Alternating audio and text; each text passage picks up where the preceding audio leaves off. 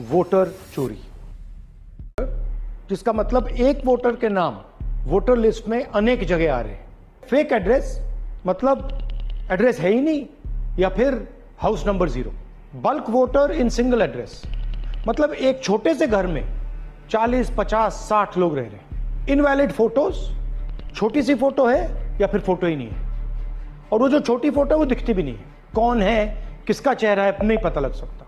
Misuse of form 6। Form 6 first time voters के लिए होती है, मतलब जिनकी एज 18-20 साल की हो, मगर वोटर लिस्ट में 90 साल के लोग फॉर्म 6 का प्रयोग कर रहे हैं। चुनाव में 6,50,000 वोटर थे, उसमें से 1 लाख चोरी के थे। अब मैं आपको 5 उदाहरण देता हूं। यह देखिए गुरकीरत सिंह डांग, इसका नाम 4 अलग अलग बूथों पे आता है। यह कैसे हुआ और क्यों हुआ? एक और उदाहरण, विशाल सिंह, वाराणसी में वोटर लिस्ट में नाम है और बेंगलोर में 2 बार वोटर लिस्ट में नाम आता है। क्या ये वाराणसी में वोट कर रहे हैं या बेंगलोर में वोट कर रहे हैं या दोनों जगह वोट कर रहे हैं? एक और उदाहरण देखिए, हाउस नंबर 0। तो आपने कभी सुना है हाउस नंबर 0?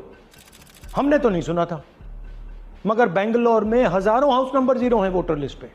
हाउस नंबर 35 की कहानी सुनिए। छोटा सा घर है, ज्यादा से ज्यादा 4 लोग रह सकते हैं, मगर इस 35 में 80 लोग वोटर लिस्ट में रजिस्टर्ड है।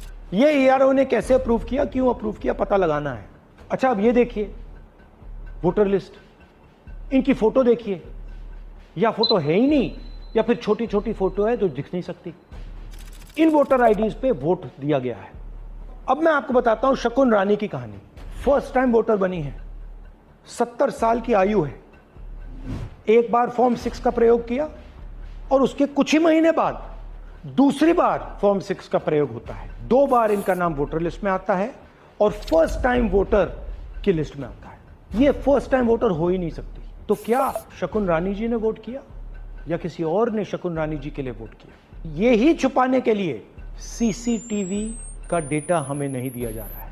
और ये शकुन रानी जी अकेली नहीं है, ऐसे हजारों लोग हैं जिन्होंने फॉर्म 6 का प्रयोग करके 2-3 बार वोटर लिस्ट में नाम डाला है। हमने पहले इलेक्शन कमीशन से इलेक्ट्रॉनिक वोटर लिस्ट मांगी थी, सीसीटीवी फुटेज मांगी थी। उन्होंने अपना काम नहीं किया, हमें नहीं दिया।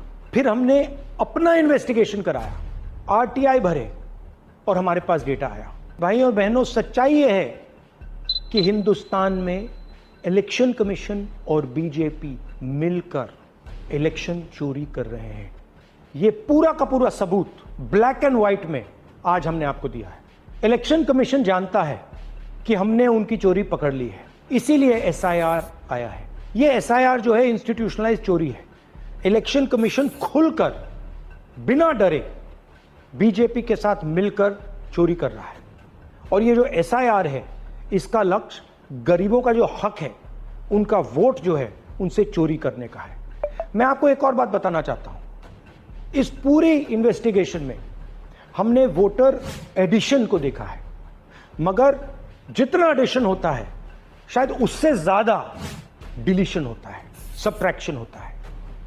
तो ये सिर्फ एक मेन तरीका हमने पकड़ा है, दूसरे तरीके पे हमने इन्वेस्टिगेशन की ही नहीं है अभी। मैं इलेक्शन कमीशन और इलेक्शन के ऑफिसर्स को साफ कह रहा हूं, आप जो कर रहे हो गलत कर रहे हो, ये ट्रीजन है, देश के खिलाफ है। ये मत भूलिए, टाइम आएगा हम आपको पकड़ेंगे, बचने वाले नहीं। It is critical that we expose voter चोरी।